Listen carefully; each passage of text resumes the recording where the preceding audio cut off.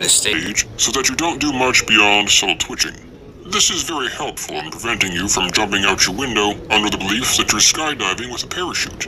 REM atonia is why you get that feeling that you can't run or move your arms or legs in a dream.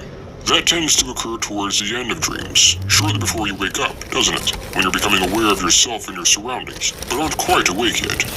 Is it possible for this paralysis to not take effect, and for someone to literally act out their dreams while asleep? Yes, it is.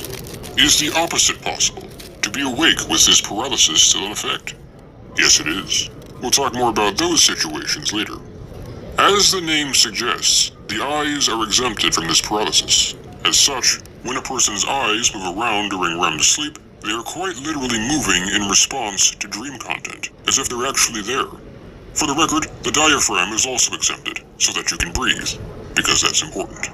An area of the brain that is not very active during REM, however, is the prefrontal cortex, a primary area concerned with logical reasoning. This is a big part of why dreams are so bizarre and unusual, and why you don't question them in the moment.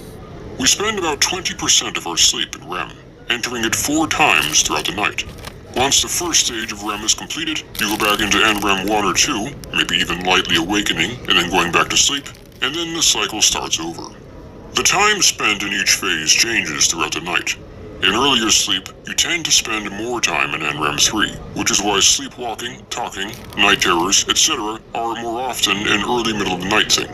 As sleep progresses, you spend more time in REM, which is why you may feel that you have more dreams in the early morning. In a full night's sleep, the first phase of REM will be about 10 minutes long, the last an hour. When dreams are reported in NREM 3, it is often more towards the end of sleep, likely because of the increasing influence of REM. Interestingly, the time spent in each stage changes as we age, as does the amount of sleep we need.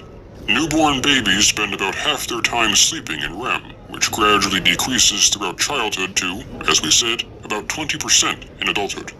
That is another clue about the purpose that REM may serve.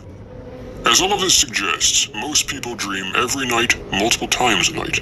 In total, we spend about